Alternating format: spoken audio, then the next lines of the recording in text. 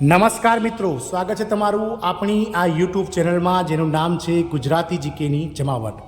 આપ સૌ જાણો છો તે પ્રમાણે ગત 24 ઓગસ્ટના રોજ માનનીય વડાપ્રધાન શ્રી નરેન્દ્રભાઈ મોદી કે જેઓ દેશના વડાપ્રધાન છે તેમના નિવાસ સ્થાને કેન્દ્રીય કેબિનેટની બેઠક મળી હતી। અને મિત્રો જે રીતે વર્ષ 2024ની લોકસભાની ચૂંટણીમાં ભાજપ સરકારને ક્યાંક ને ક્યાંક આ સરકારી કર્મચારીઓની નારાજગીનો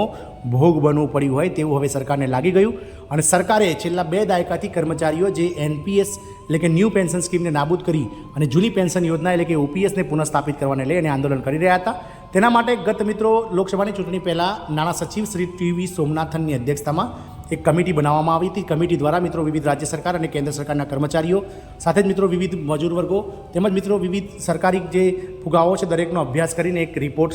સરકારને સોંપ્યો હતો અને સરકાર દ્વારા ગત 24 ઓગસ્ટના રોજ પ્રધાનમંત્રીના નિવાસસ્થાને મળેલી કેન્દ્રીય કેબિનેટ બેઠકમાં એનપીએસના વિકલ્પ રૂપે વૈકલ્પિક જે છે ઓપીએસ જેવી મળતી આવતી યુનિફાઈડ પેન્શન સ્કીમ એટલે કે યુપીએસને મંજૂરી આપી દીધી છે। હવે 1 એપ્રિલ 2025થી તમામ કેન્દ્ર સરકારના 23 લાખ જેટલા કર્મચારીઓ કે જેઓ 1 જાન્યુઆરી 2004 પછી કેન્દ્ર સરકારની સેવામાં જોડાયા છે અને વિવિધ રાજ્ય સરકારના કર્મચારીઓ કે જેઓ પણ મિત્રો 1 જાન્યુઆરી 2004 અથવા તો 5 પછી જ્યારે કેન્દ્ર સરકાર અને રાજ્ય સરકારોએ ઓપીએસ બંધ કર્યું અને એનપીએસમાં જે કર્મચારીઓ જોડાયા છે તેવા કર્મચારીઓ કે જેઓનું સંખ્યાબળ 90 લાખ કરતાં વધારે છે તેવા કર્મચારીઓ માટે પણ યુપીએસ લાગુ કરવા માટે સરકારે બાંયધરી આપી દીધી છે અને આગામી 1 એપ્રિલ 2025થી સમગ્ર દેશમાં યુપીએસ લાગુ થશે। યુપીએસ એક નિશ્ચિત પેન્શન ગેરંટીવાળી પેન્શન સ્કીમ છે કે જેમાં મિત્રો કર્મચારીને તેને છેલ્લા બેઝિક પગારના 12 મહિનાના સરેરાશ પગાર છે તેના 50% અને સાથે ડિયરનેસ રિલીફ એટલે કે મોંઘવારી રાહત જે છે તે દર મહિને ચૂકવવામાં આવશે। આમ ઓપીએસને મળતી આવતી આ જે છે તે મિત્રો એક પેન્શન સ્કીમ છે, જ્યારે એનપીએસ એ સંપૂર્ણ શેરબજાર આધારિત એક પેન્શન સ્કીમ હતી જેમાં કર્મચારીઓને મળનાર પેન્શન નિશ્ચિત નહોતું। આથી મિત્રો ઘણા લાંબા સમયથી જે અટકળો ચાલતી હતી મિત્રો ઓપીએસને લઈ તેના વિશે મિત્રો હવે પડદો પડી ગયો છે, પરંતુ ગુજરાતમાં આ ઓપીએસનો મુદ્દો હજુ પણ મિત્રો શાંત થવાનું નામ લેતો નથી, કારણ કે ગુજરાત સરકારના જે શિક્ષક સંઘ છે તેના દ્વારા મિત્રો સરકારને ચીમકી આપવામાં આવી છે કે જૂની પેન્શન યોજના લાગુ કરવામાં આવે અને જો આવું નહીં કરવામાં આવે તો 17મી સપ્ટેમ્બર સુધીમાં નહીં કરવામાં આવે તો ત્યારબાદ મિત્રો વિવિધ પ્રદર્શન કાર્યક્રમો યોજવામાં આવશે। તો જાણીએ મિત્રો ગુજરાત રાજ્ય શૈક્ષિક મહાસંઘ દ્વારા શું ચીમકી ઉચ્ચારવામાં આવી છે અને શું સમગ્ર મામલો આ ઓપીએસને લઈને તમામ માહિતી વિશે આજના વિડીયોમાં વિગતવાર ચર્ચા કરીએ। તો વિડીયોના અંત સુધી આ બન્યા રહો અને જો ચેનલમાં તમે નવા હોય તો અમારી ચેનલને તમે સબસ્ક્રાઇબ કરી બાજુમાં રહેલું બેલ આઇકોન દબાવી દો, જેથી કરીને ચેનલ પર મૂકવામાં આવતા ભરતીઓના નોટિફિકેશન અને આવા સરકારી કર્મચારી પેન્શનર્સ યોજનાઓને લગતા પરિપત્રો તમને સરળતાથી ચેનલના માધ્યમથી ઉપલબ્ધ થઈ જાય। તો ગુજરાત રાજ્ય શૈક્ષિક મહાસંઘની સરકારને ચીમકી, જૂની પેન્શન યોજના 17મી સપ્ટેમ્બર સુધીમાં લાગુ પડવા આખીનામું કરવાની વાત કરવામાં આવી છે।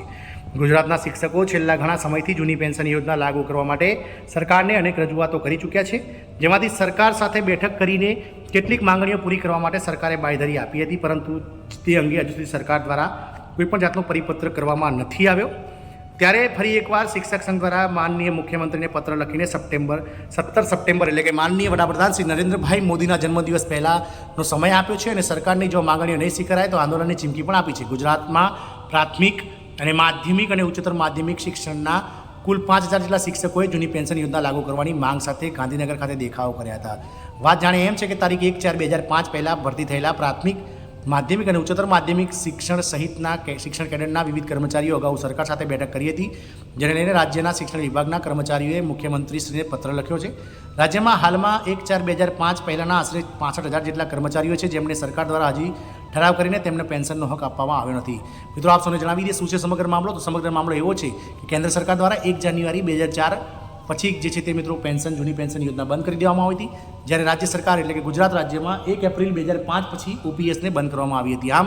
મિત્રો જે 1/4/2005 પહેલાં જે લોકોની ભરતી થઈ ગઈ હતી અથવા જે લોકોનું સિલેક્શન થઈ ગયું હતું પરંતુ ઓર્ડર નહોતા મળ્યા તેવા 65000 જેટલા કર્મચારીઓ હાલમાં જૂની પેન્શન યોજના માટે લાયક ઠરે છે તેવું હાઈકોર્ટ દ્વારા પણ ચૂકવવામાં આવ્યું છે અને વિવિધ રાજ્ય સરકારોએ પણ મિત્રો આ પ્રમાણે ઠરાવ કરીને તેમને જે છે તે આવા કર્મચારીઓને ઓપીએસનો હક આપી દીધો છે। નોંધ્ય છે કે જૂની પેન્શન યોજના અંતર્ગત નિવૃત્ત કર્મચારીઓને પેન્શનનો અધિકાર હતો, જેમાં નિવૃત્તિ સમયે નોકરીના પગારના 50% રકમ પેન્શન તરીકે મળવાપાત્ર રહેતી હતી। આમાં કર્મચારી જેટલી બેઝિક પે સ્કેલ પર નોકરી પૂરી કરે છે એટલું જ તેના નિવૃત્તિ સમયે તેને અડધો ભાગ પેન્શન રૂપે આપવામાં આવે છે। જૂની પેન્શન યોજનામાં નિવૃત્તિ પછી કર્મચારીને કાર્યકારી કર્મચારીની જેમ મોંઘવારી રાહત અને અન્ય ભથ્થાઓનો પણ લાભ મળતો રહે છે, જેથી સરકાર જો કોઈ પણ ભથ્થું વધારે તો પેન્શનમાં વધારો થાય છે। મિત્રો આમ 1/4/2005 પછી રાજ્ય સરકારના શિક્ષકો સહિતના કુલ 65000 જેટલા કર્મચારીઓ હાલમાં સરકાર સામે બાંયધરી પત્રક સરકારે આપવા છતાં જે છે તે પેન્શન જાહેર કરી નથી, તેને લઈ અને મિત્રો હાલમાં આંદોલનના માર્ગે ચડી રહ્યા છે। જય હિન્દ, અસ્તુ।